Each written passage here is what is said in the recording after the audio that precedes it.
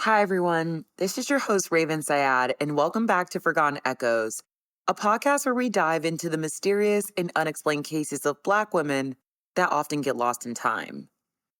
So, before we get into today's case, rather this is your first time tuning in, or you've listened to all 6 of my episodes, I just want to take a beat and say thank you for your support. Rather you're listening, you're subscribed, liking, sharing, or even just mentioning this podcast in casual conversation means more to me than you know. Like, seriously, I'm here because of you. Every time you engage with this podcast, you're helping bring awareness to a case that has been overlooked for far too long. For those of you that might be new here, let me remind you what this podcast is all about. This is a space where we shed light on the disparity in media coverage and public awareness when it comes to criminal cases involving Black women. Too often, our stories are ignored or minimized, and that lack of visibility has real consequences. Here, we're doing our best to challenge those narratives. We amplify the voices and experiences that mainstream media often fails to recognize. I try and ask the tough questions to spark necessary conversations and essentially just push for the change that I wish to see. Every case we cover serves as a reminder that justice delayed is justice denied, and today's episode is no exception. Today we're covering a deeply tragic and unresolved case, the murder of Laneshia Crowder, a young mother with a bright future ahead of her, whose life was cruelly taken in her home with her 2 young children present at the time of the murder. Despite the brutality of the crime, justice has remained elusive for over 2 decades. This episode will explore Laneisha's life, the horrific events of that night, the testimony of her surviving children, and the aftermath that still haunts the family and the small community she belonged to. This is a story of love, pain, and injustice. One that reminds us how easily lives can be shattered and how difficult it can be to pick up the pieces when answers never come. We'll be diving into the timeline of events, the known evidence, and the frustrating stagnation of the investigation in hopes of keeping Laneisha's story alive and pushing for the justice she deserves. This is episode 7, The Murder of Laneshia Crowder.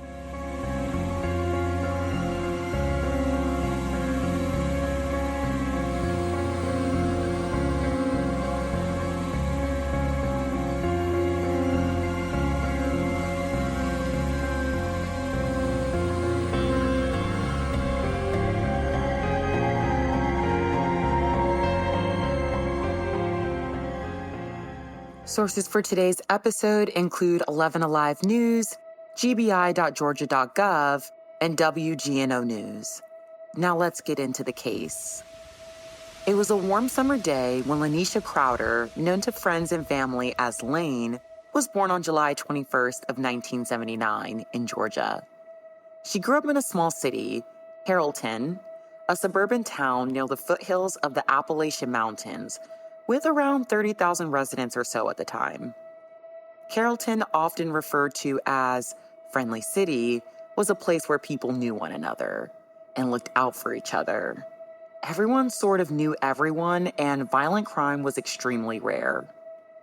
Investigator Ashley Halsey of the Carroll County Sheriff's Office said this about the town, quote, "That neighborhood is very tight-knit. A lot of people were kin to each other. Back then, and even now, everyone kind of knows everybody in one way or another." Quote.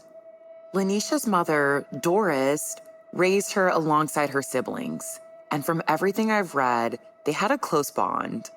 Her sisters remember her as outgoing, funny, and someone who could light up a room. She had a magnetic personality with an infectious laugh.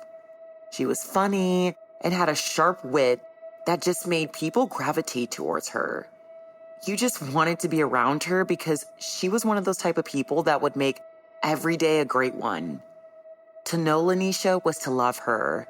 It was overwhelmingly clear she was known for her kindness, her strength, and always putting her family first. Laneisha was also a devoted mother to 2 children, her son Kenneth, or Kenny, who was 7 years old at the time of the murder, and her 2-year-old daughter, Lyric. Having given birth to Kenny at a young age, Laneisha faced immense challenges, as you can imagine, but with grit and her family's support, she persevered. She grew up with Kenneth, and it's said that even at a young age, she had a history of trying to protect his mother. Fast forward a few years, and she graduated from Carrollton High School, determined to provide a stable and wonderful life for her children. Life was going well for Laneisha. She was smart, ambitious, and well-liked. It just truly seemed like everything was falling into place for her. As she transitioned into early adult life, despite her struggles, Laneisha maintained a decent job, took care of her children, and had dreams for a better future. Dreams she wouldn't get the chance to bring into fruition. She wanted to go back to school to further her education and to create a life where her children would never have to experience the hardships she endured. She had aspirations of becoming a social worker, driven by a deep sense of empathy and her desire to help others who had gone through difficult circumstances. But those dreams were cut short in the most horrific of ways. It was a cool night in August 2000, and it was a quiet evening for Laneisha and her kids. Laneisha lived at 270 Henson Circle in Carrollton with her children and her boyfriend Grady. Though that was in fact Grady's home, at the time of the crime, he was incarcerated, so that night it was just her and the kiddos. On Saturday night, August 12th, Laneisha returned home with her children after spending the day with her mother. She put them to bed around 9:30 or so, and according to phone records, spoke with friends until about midnight. After that, no one heard from her. Days passed, and concerned friends and family tried calling Laneisha, but she didn't answer, and the phone eventually went to voicemail. Sunday comes and goes, and there is still no word from Laneisha. And at this point, something doesn't feel right to people that knew her. Now it's August 14th, and enough is enough. On that afternoon, it was a Monday, her boyfriend Grady was growing increasingly uneasy and reached out to a neighbor from jail, asking them to check on her. It was going on 2 days since anyone had spoken to her, which was extremely uncommon. The neighbor agreed, and that evening goes to check on her. And when they arrive at the home, they peered into the window and were met with the most gruesome sight. Laneisha's beaten, lifeless body was laying on the floor, and her baby girl 2-year-old Lyric was on top of her, seemingly trying to wake her mother up. There were boxes of Band-Aids scattered around her mother's body and several Band-Aids on Laneisha. It seemed Lyric was trying to patch up her mother's wounds. And at this point, Laneisha's neighbor is completely mortified and immediately calls 911. Case was heartbreaking from the beginning for a multitude of reasons, but reading that 2-year-old Lyric is putting Band-Aids on her mother's lifeless body because she thinks that it's going to make her feel better, or she's patching up the owies or the boo-boos, completely shattered my heart. It's extremely sickening to think that not only would somebody murder Laneisha, would allow her young children to witness it, them behind for days at the scene.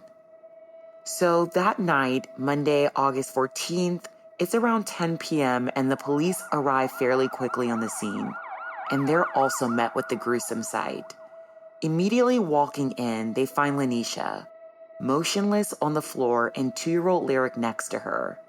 In the next room over, they find 7-year-old Kenneth barely clinging to life in the back bedroom. He had been brutally attacked. In an interview with WGNO News, Kenneth remembers parts of that horrifying night in this clip.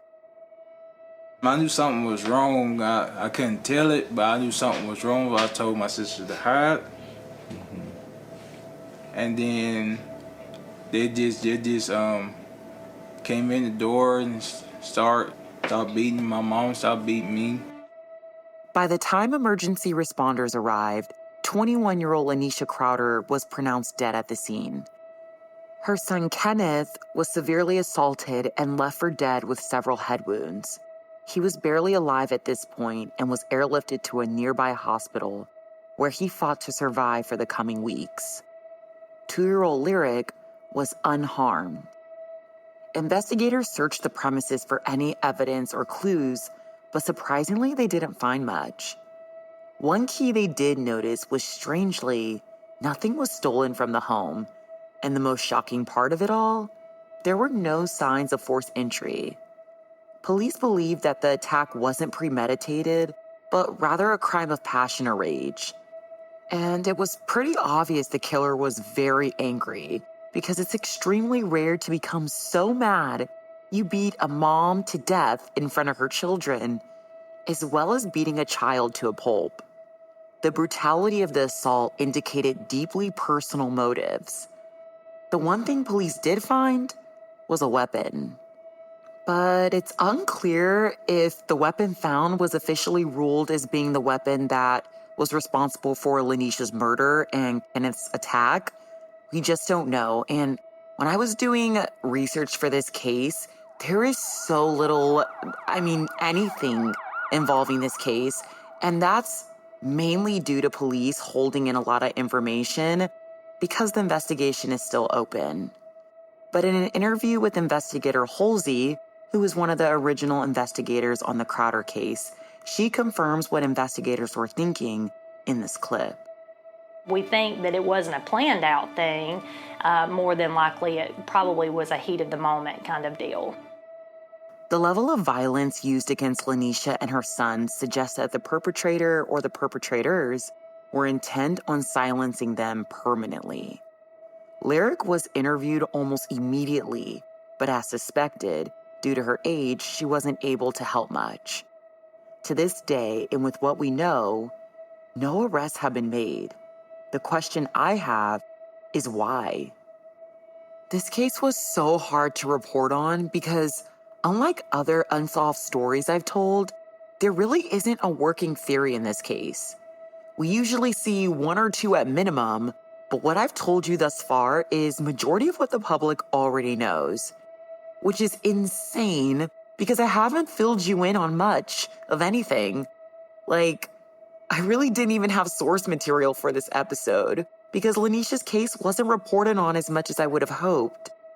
I'm talking the same few articles regurgitating the same information because that's all they have, and majority of the interviews and articles I did find are over a decade old. Also, there is little news coverage on this case, and because of that, public interest was at an all-time low. This case really slipped through the cracks because of this. And while I partially blame the biases of mainstream media for not picking up this story, I also believe the investigators working this case would have been better off feeding some information to the community.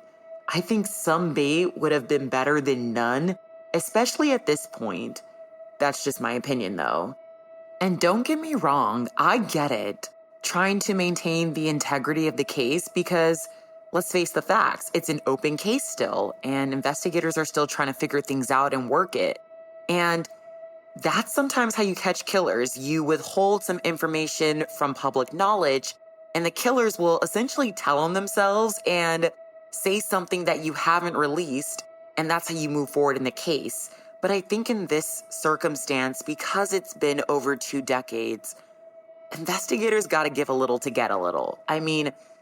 Release some breadcrumbs to the public, the community, neighborhood, neighbors. And just because, as I say every case, we don't know it, that doesn't necessarily mean investigators don't know. They might have not released that part to the public.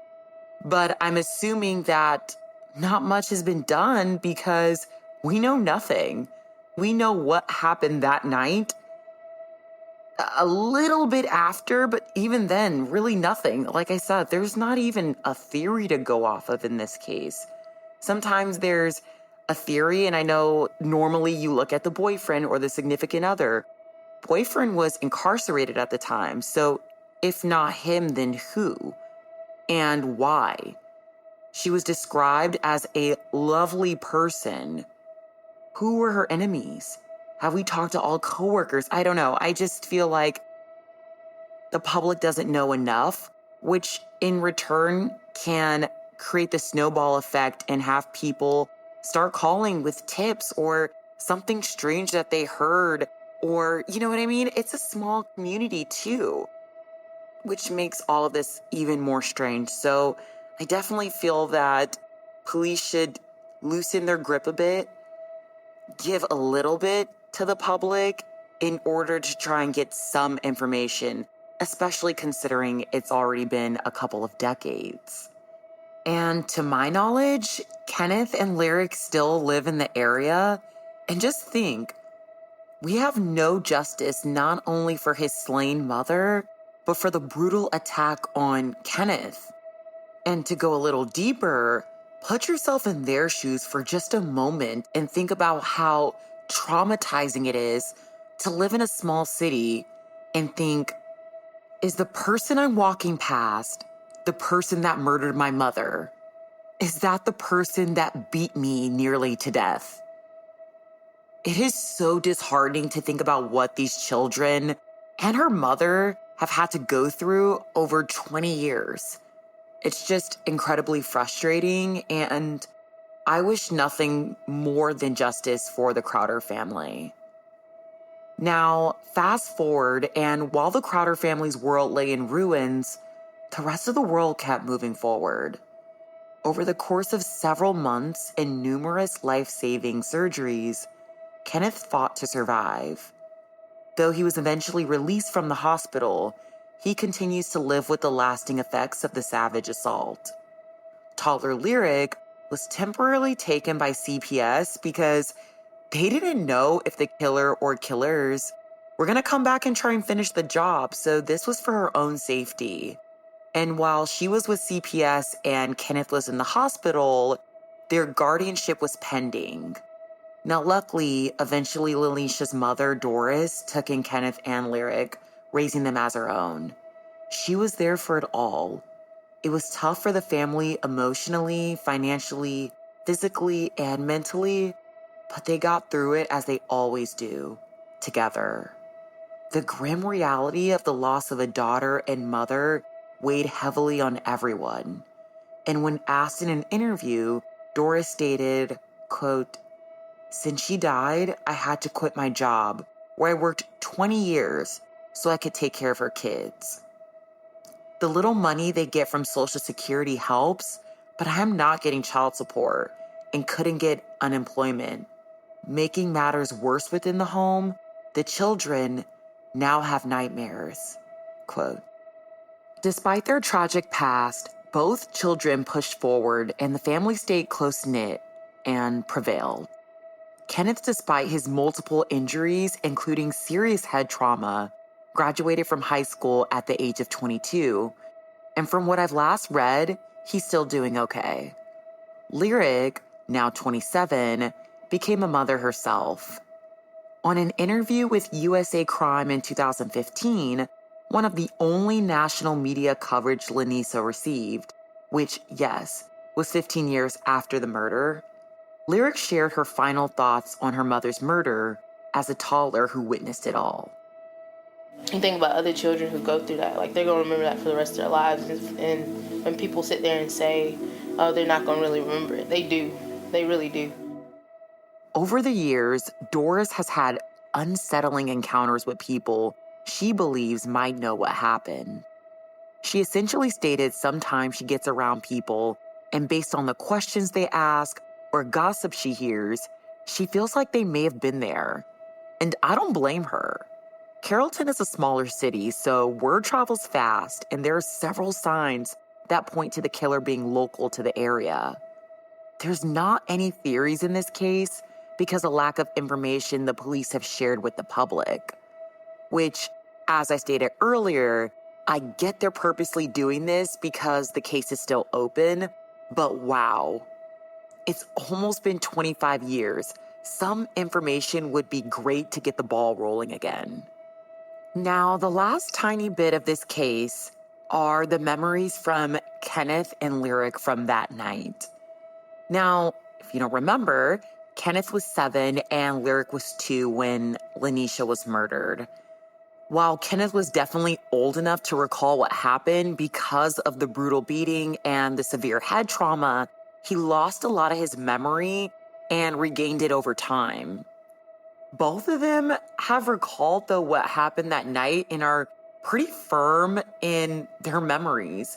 Now, they both say that there was multiple attackers, and they've even provided a description of them all. Now, the descriptions haven't been released publicly, and I've scoured the internet for them, listened to different YouTube videos and Reddit threads, and have read different blog postings, everything. I haven't found any of those descriptions, but I do know from an interview with Kenneth and Lyric, they do mention that they remember exactly how the perpetrators looked.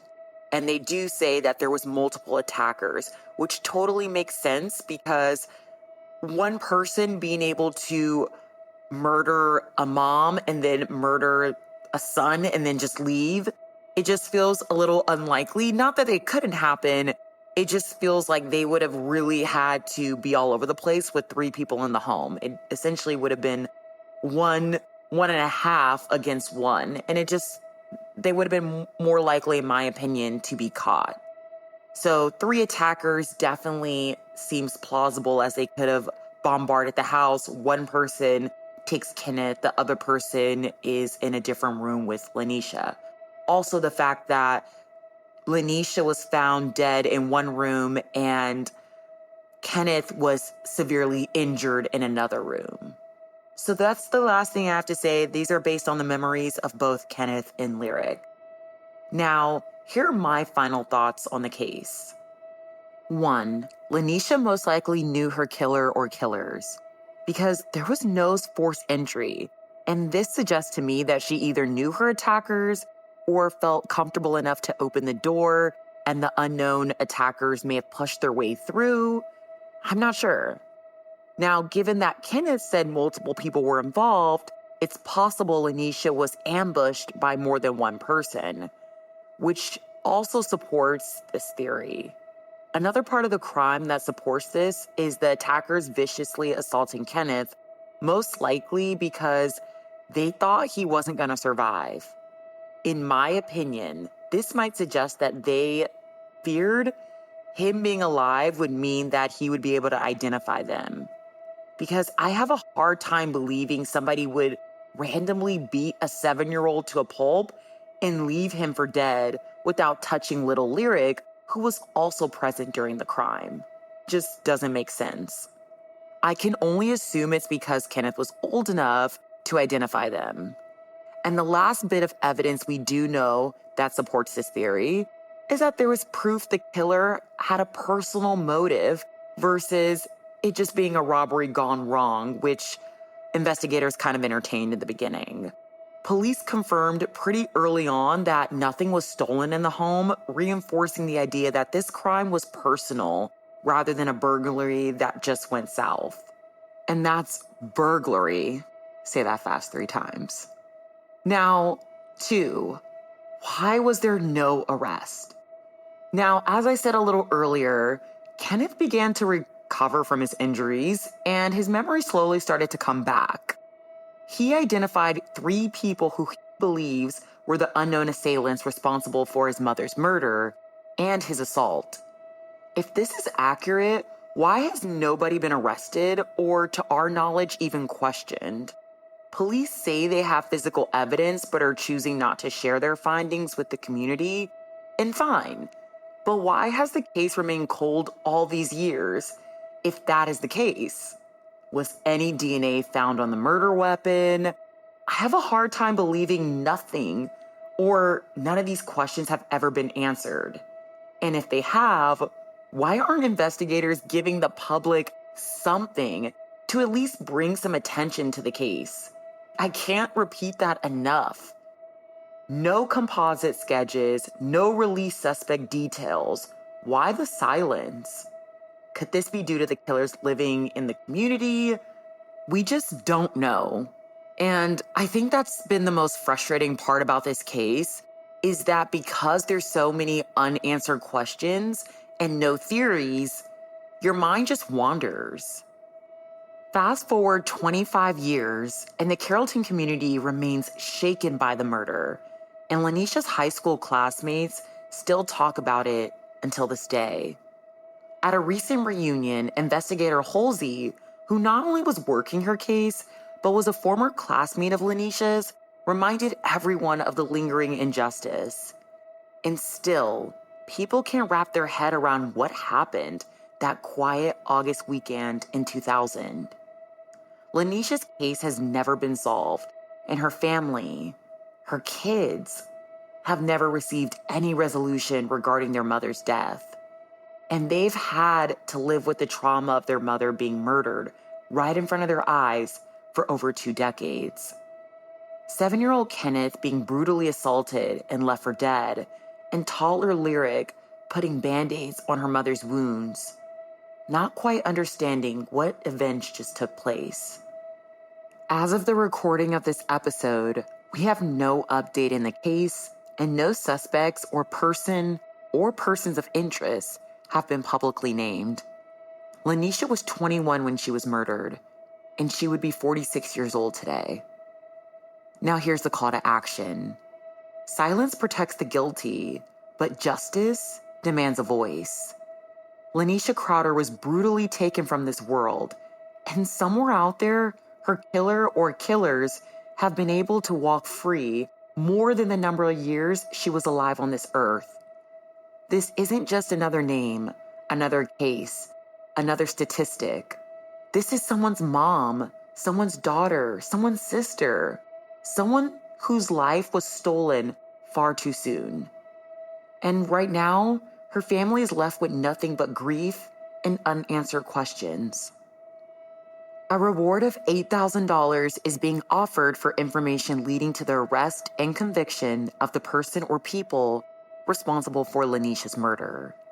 If you have any information, please contact the Georgia Bureau of Investigation, Region 2, at area code 706-565-7888, or reach out to the Carroll County Sheriff's Office at area code 770-830-5888. I hate that this case is still cold, but we can do our part to ensure Laneisha's story doesn't fade away. Her life mattered. Her justice matters. And it starts with someone willing to speak up. I'm sending so much light and love to the Crowder family. Thank you for tuning in to episode 7 of Forgotten Echoes. Please do me a favor and show your support by following the podcast, liking, subscribing, and sharing this episode. If you feel so inclined to do so, please leave a 5-star review on whatever platform you're listening to this episode from. It really does help. I'm Raven Syad, and I'll see you next week with another case that needs to be remembered. Stay vigilant, stay aware, and keep the echoes of the forgotten alive. I'll see you soon.